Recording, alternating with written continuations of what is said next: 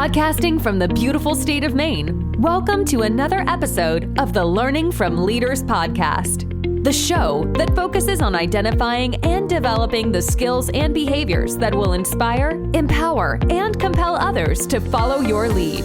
Listen as Patrick's guests talk about the powerful leadership approaches they have identified and developed, which are vital for leading in today's challenging times. These are the same approaches that will positively impact you as a leader too. Learning from Leaders provides the right balance of leadership research with real-world scenarios, making it easy for you to rise above your best. All right, let's start the show.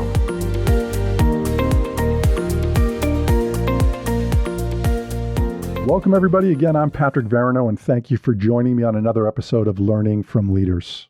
If you have any interest in learning how to develop resilience or improve your resilience, or maybe help somebody else that you feel like could use some help in regards to developing their resilience, then this is the episode for you. My guest today is Dr. Sherry Hamby. She is a research professor of psychology at the University of the South. She's also director of Life Paths Research Center, and she's the founder of ResilienceCon. On top of that, she's also founding editor of the American Psychological Association journal, Psychology of Violence. And she's a licensed clinical psychologist. She spent more than 20 years on the problem of violence, including frontline crisis intervention for domestic as well as other violence. Her current work right now focuses on resilience and strengths-based approaches to coping with adversity. She's won numerous awards, including one in 2017, the Award for Outstanding Contribution to the Science of Trauma from the Trauma Psychology Division of the American Psychological Association. And she's also appeared in the New York Times, CBS News, Washington Post, Huffington Post, USA Today, as well as hundreds of other media outlets. And she also has a book that is titled Battered Women's Protective Strategies, Stronger Than You Know. Again, on this episode, Dr. Hamby is really going to talk about some of the most current research in regards to developing resilience, what she's been involved in, as well as really giving a number of different recommendations in terms of how we can develop our own resilience. And it doesn't cost a lot of money. It doesn't take a lot of time. It's just small, simple things that we can do, but we need to do them consistently. I know you're going to enjoy this episode, so let's get into it. Dr. Hamby, I want to thank you again for being on the podcast today. I had the good fortune of reading one of your articles several weeks ago as I was doing some work around resilience and volunteering, actually, and read some of your work and thought, boy, you'd be a great person to really talk about, I think, such an important topic right now around helping people to build resilience. So thank you again for taking the opportunity to be on the podcast. And I was hoping we could just go from there and start talking about how do we help people. That sounds great. Thanks so much for having me today.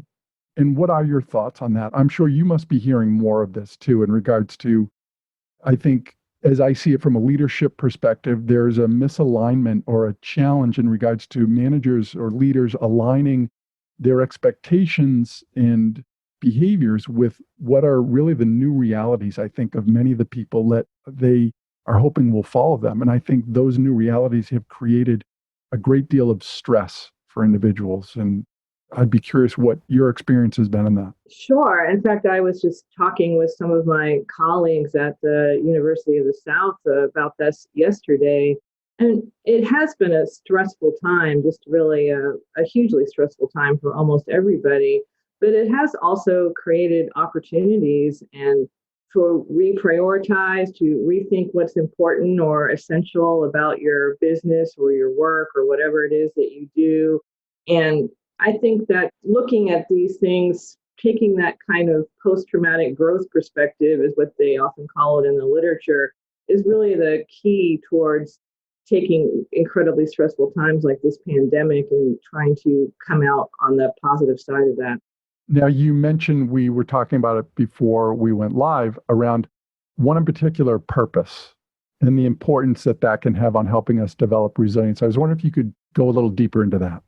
Sure. So one of the key questions I've been trying to answer is what helps people the most when they are trying to overcome some kind of adversity or trauma.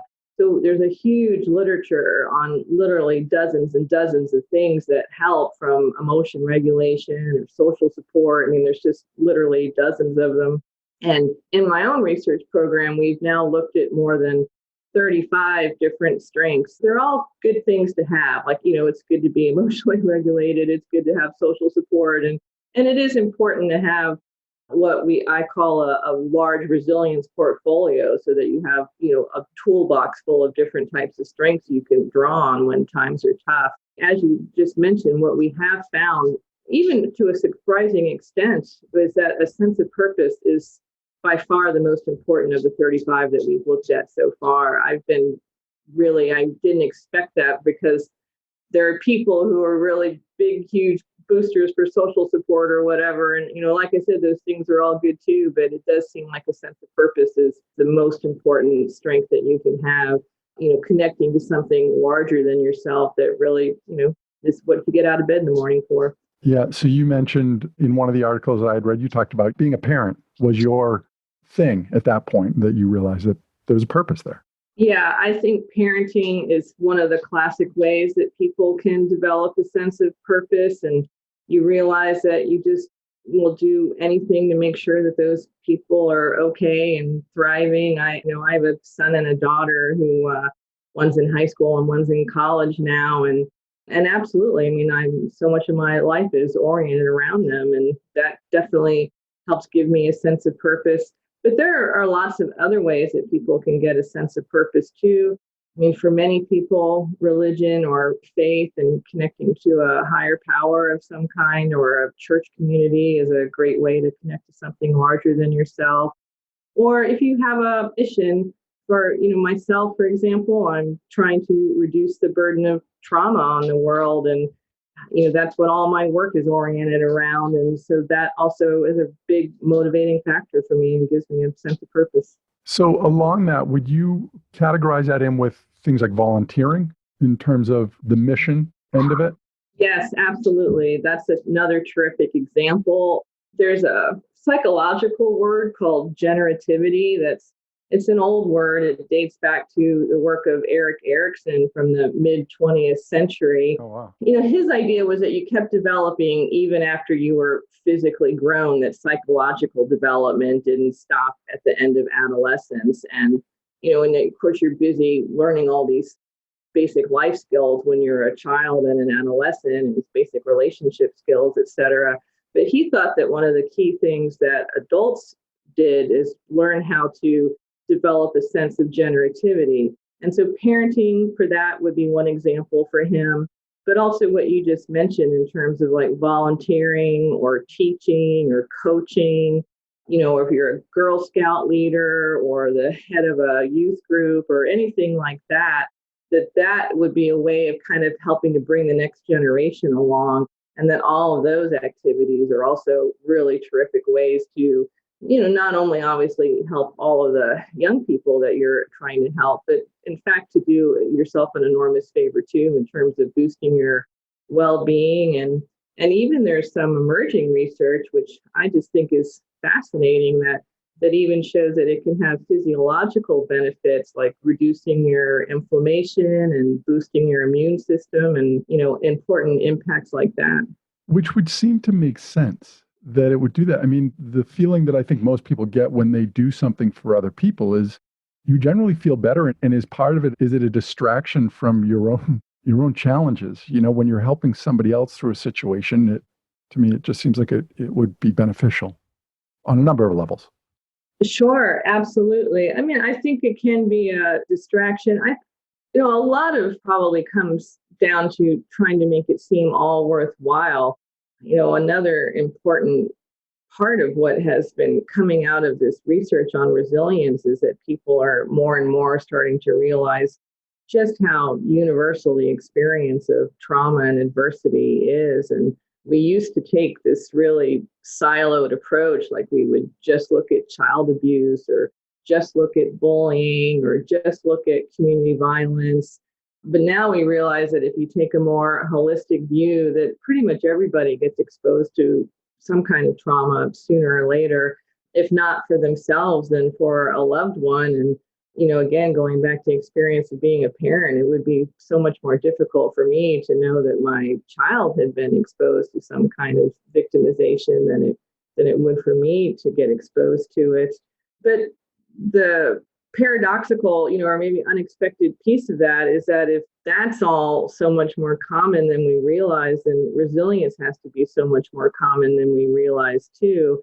I think that a lot of the volunteering, I guess I probably wouldn't use the word distraction, because I think that what it helps to do is that it lets you take what you learned from coping with your own struggles and make it seem like it has some kind of value, that you went through all of that and you came out and you survived and you came out on the other side, and that maybe you can help somebody else cope a little better or get through it a little bit more easily. And so I think that that's the kind of meaning making that really helps people. And that's why volunteering and tutoring and all those kinds of things can be such a powerful way to overcome your own adversity. Yeah, interesting. Something else that I've thought about, I'd be curious your thoughts on this, is around grief and people experiencing grief right now, and from a number of different perspectives. And I thought about this, about the number of people that may not even realize that they are grieving certain losses. But I think of everything from somebody that maybe enjoyed going to Broadway shows that's not an outlet for them anymore, or sporting events that was their thing, or summer picnics that they used to do. And those things have gone away, and they don't really recognize them as grieving in terms of like, I lost a loved one, but internally does that weigh on people in terms of loss?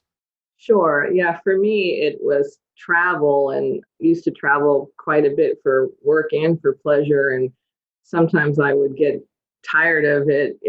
But now I realize like how much I relied on that just to sort of break things up and give me something to look forward to. And, I think a Broadway show is a terrific example of that, is it just adds some variety, creates some anticipation. And now we've all lost that. I mean, for most of us, our days are a lot more routine than they used to be, and a lot more limited as we all, try to practice social distancing. And for sure, that is definitely a form of loss. And I think making more space to grieve is going to be an important part of healing from this pandemic in the long run. Probably a lot of people aren't in a space where they have the ability to take the time to do that kind of grieving now, but hopefully as we start to come out of it, and hopefully with a vaccine or better treatments and some of the advances that are coming down the line, that will also free people up to really process this event. I think we're all just still so caught up in the middle of all the trauma that it's hard to process. Yeah. So we talk about purpose, we talk about volunteering. What are other things that you think would be, based on your research, that very beneficial for individuals to somehow put into practice? Sure. Well, one of the new constructs that we've come up with from our qualitative work of talking with people is something we're calling recovering positive affect. And my work is based in rural Appalachia. And one of the things that we were trying to do is that, that is often a community that gets treated in very stereotyped ways and often seen through a very deficit-based lens. But when you go out there and talk to them, they do such an amazing job of overcoming trauma, and such a terrific sense of humor that they bring to it. And one of the things we just kept hearing about over and over again was how they would cheer themselves up. I realized that that's something that's not really been in the resilience literature, is the role of humor and being able to get back into a positive mood. So like if you have a flat tire on your way to work, well, like back when we were able to drive to work, like, is that going to ruin your morning, your day, your week? I mean, like, how long does it take you to sort of let that go and not just end your bad mood, but to really be able to get back in a positive mood? And most of the emotion regulation literature up until now has really focused more on just getting rid of negative emotions. So getting rid of anger or getting rid of sadness or distress. But we realized that there was this missing piece about not just being able to kind of maybe get back to neutral, but actually, recover a positive mood, a good mood. And that has turned out to be one of the more powerful measures of strength in our work that we've done. So I think that that's an important one that I think is something that we've really neglected. So recovery, positive affect.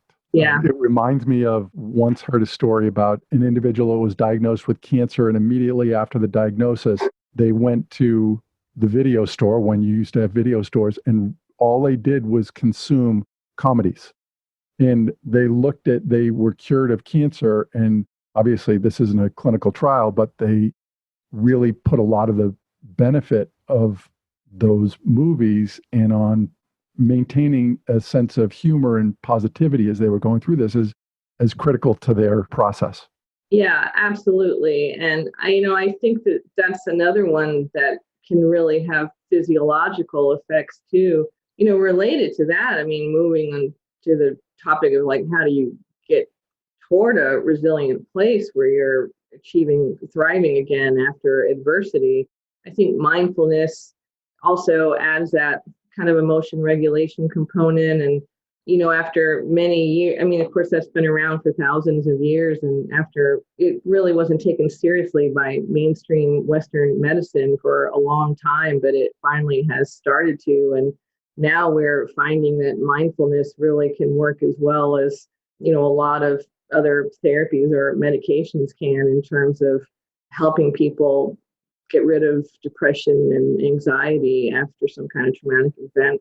Yeah, and I've actually seen some of that research as well, where we talk about it even in cancer research, the impact that it can have in terms of state change.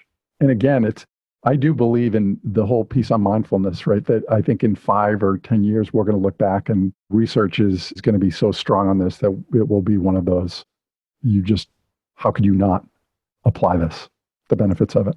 Yes. And the great thing about it is that it is so accessible for everybody. It doesn't matter. I mean, you can live in rural Appalachia and you still do mindfulness meditation. You have access to a specialist or be able to afford therapy, it's practically a wonder cure.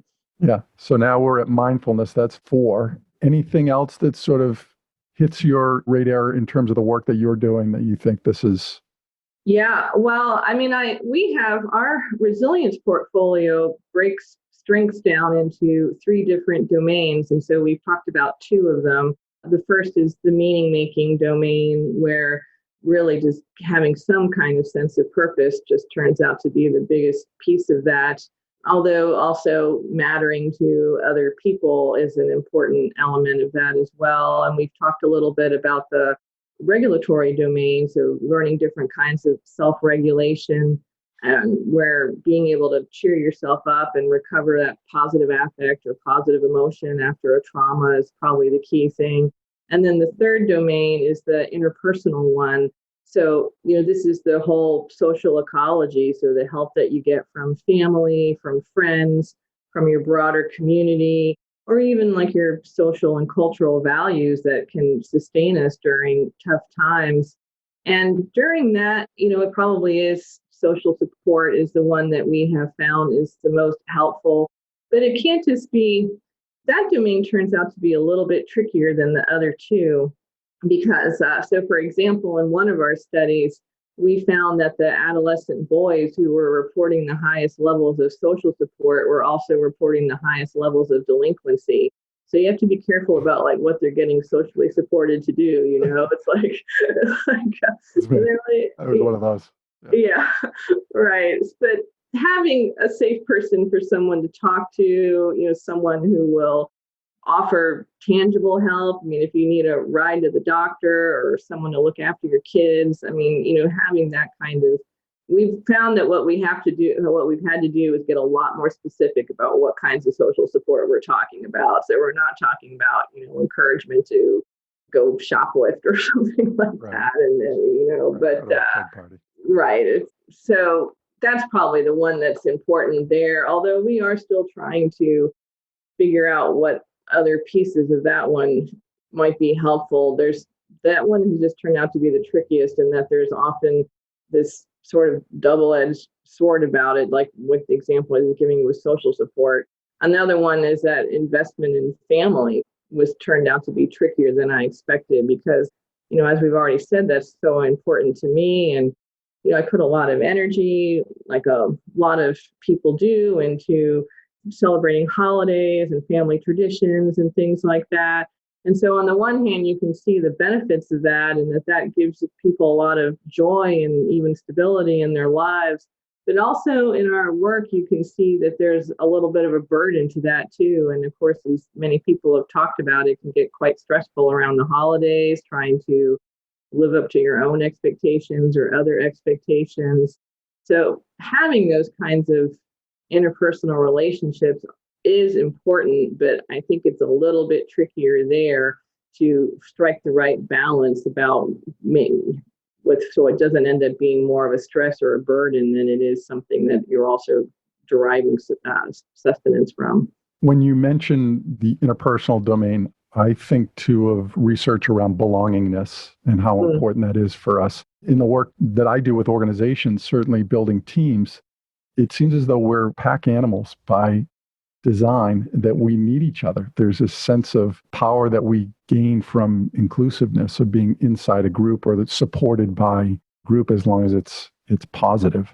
Yeah, absolutely. I mean, as you say, we are social animals by nature. And so, the flip side of that is also true, that there's research on loneliness that shows that that is one of the best predictors of mortality among older adults. It's like a better predictor of whether they're going to die in the next 5 or 10 years than things like hypertension and diabetes and all these other things that you would think sound much more serious. But yes, we can't truly thrive without having that sense of belongingness to some group somewhere.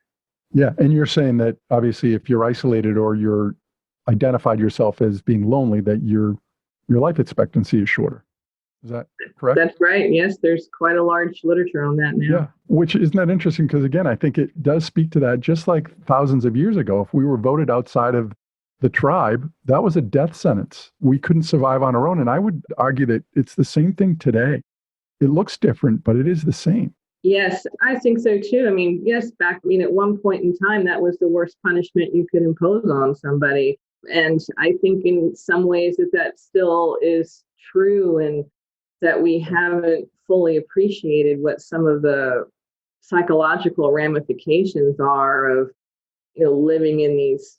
I mean, there's just been huge demographic factors with that. I think it's changed a little bit because of the pandemic. And I was just reading an article in The Atlantic this morning by the social psychologist Jean Twenge, that she said that adolescents are actually, that it's been hard on adults, but that adolescents are actually doing about as well as they were before, or maybe even a little better during the pandemic. And she thinks it's because they're all reporting spending a lot more time with family and things like that. And it certainly has changed. My kids are around a lot more. I mean, because, they can't go anywhere. And so I've seen more of them in the last 6 months than I have in many, since they've got old enough to go running around on their own. And so, yeah, I definitely think that that's very important. And what I was going to say is that demographically, we've had such huge changes with that. And that now the most common household in the United States is one person living by themselves, which has literally never been true in all of recorded history. Wow. As far as we know. I did not realize that. Yeah. I just think we're just beginning to understand what the impacts of that are going to be on people in terms of psychology. Yeah. So one that we haven't touched on, I'd be curious your thoughts on this, is around, two parts. One is gratitude, practicing gratitude and journaling, and where those might fit. Yeah. Well, I think practicing gratitude can fit into that work that we were talking about earlier with volunteering and teaching. So I think anything that you do that kind of strengthens your relationships and it gets you to have more positive or pro-social relationships with other people is a good thing. I think that if it's just, I think some of these things where you just do that I think it depends on whether or not you're expressing the gratitude to somebody else, or if you're just doing some of those things where you like write down 3 things a day that you're grateful for. Yeah. I mean, there is some benefit to that too. I mean, again, like none of this stuff is bad for you. But in terms of like what's better, you'll definitely get a lot more boost out of actually writing that teacher that made a difference in your life and saying, I never told you how much it mattered to me, that you encouraged me and, my interest in medicine or whatever it was. And then for journaling, yes, that is right up there with mindfulness. One of my favorite interventions. I think it goes under a lot of different names. It goes under like narrative or expressive writing. And what a lot of people in more in the violence or trauma fields or in psychotherapy have missed that there's been a huge amount of work going on these different types of narrative in social psychology and developmental psychology and positive psychology. And it turns out that like mindfulness is one of the best things that you can do for yourself. And you don't have to. I mean, when you say journaling, a lot of times people come up with this idea that you have to like write down what's going on in your life like every day for the rest of your lives, or that can be this. I mean, I've tried to start a journal several times and I never get more than a few weeks into it. And but the good news about that is that it turns out from all this research that you don't have to do that, and that if you just write down. I mean, sometimes people they'll use instructions to write down the most traumatic or upsetting thing that's happened to you. That's the centerpiece of a lot of emerging narrative forms of therapy, like trauma-focused CBT or narrative exposure therapy. But in positive psychology, they just ask you to write about things that are meaningful to you, like somebody who meant a lot to you as a child, or what you think your values are, or to write about a turning point in your life when you realized what you wanted to do or who you wanted to marry, or anything like that. And those you can write. There's tons of research about just writing for an hour or two that shows that it has long-lasting psychological impacts and also physiological ones. That's another great intervention that will boost your immune system and reduce inflammation and other physiological benefits like that. Laura King, the positive psychologist, she did one study where she only had students write for 2 minutes a day for 3 consecutive days. So after just a 6-minute intervention, they still, weeks later, were scoring better on psychological measures than the control group, who was just writing down like a list of things they had to do. So if you write about anything that's psychologically meaningful to you, it helps you process it. It helps you gain perspective on it. It helps you appreciate what you might have learned or what your real priorities in life are. And it's an amazing intervention that, again, is so great because it's just accessible to anybody who has a paper and pencil. You bring up such a great point that it doesn't have to be exhaustive. I mean, this was 2 minutes. Who can't find 2 minutes to write down something? I know for me, it's trying to end the day where I will write down 2 to 3 sentences of what went well for the day.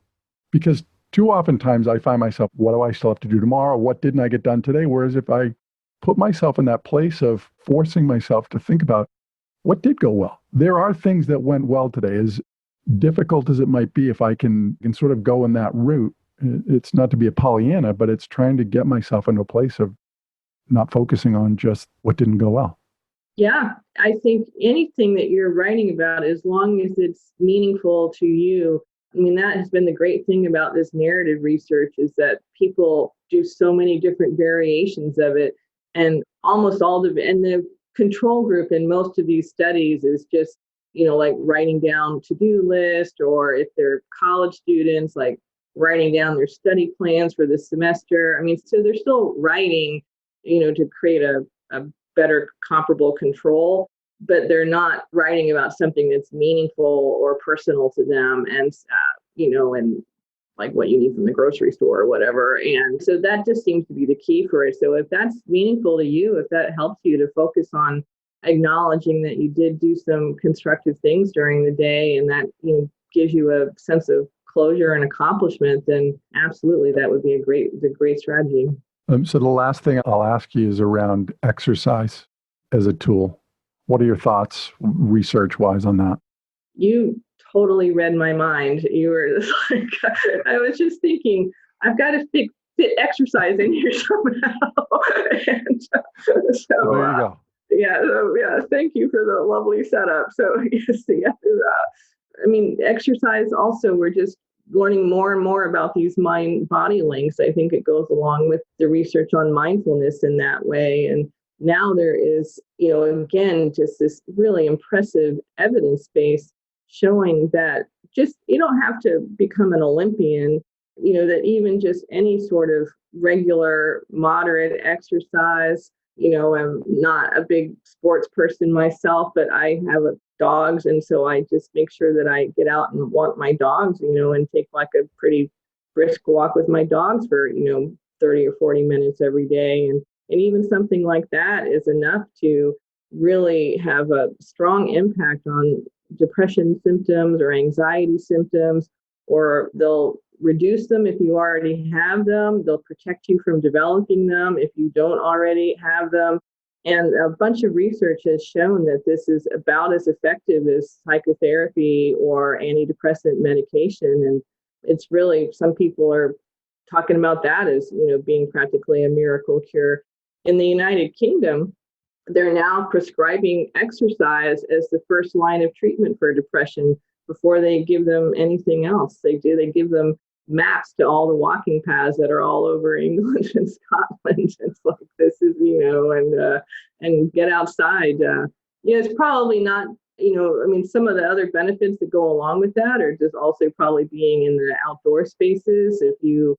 There's some emerging research that shows that you'll get better psychological benefits if you walk in a park or the woods than you will on city blocks, although they both help, and certainly getting just sunshine and adequate amounts of vitamin D. So those are all sort of holding in there. But yeah, exercise too. And again, another one that is free and accessible, or nearly free if you decide to go for something that requires a little bit of equipment, and just a wonderful way to sustain well-being and thriving across the lifespan. Yeah. And again, I think you bring up a good point that it's not something that takes a lot of time to do if it doesn't need to. I mean, certainly if you want to work out for 60 minutes, you can. But I mean, I've seen research that as little as 10 minutes of just walking can activate a lot of those neurochemicals. So it's sort of a self-serving setup in regards to that question around exercise, because it's something that I promote so often in terms of something that is so easy for us to do. And you're right, there's actually research that you can cite that is exercise compared to pharmacotherapy in terms of the benefit that it has, that it does better than some of the treatments. And it's not to say, you stop taking medication and just work out for 30 minutes, but certainly it speaks to the power that exercise provides in helping us out. Yeah, absolutely. And of course, exercise has a bunch of other, from this point of view, you might call them side effects, but it will also, lower your blood pressure, help you, maintain a healthy weight. It has all these other benefits instead of being something that can have, potentially risky side effects.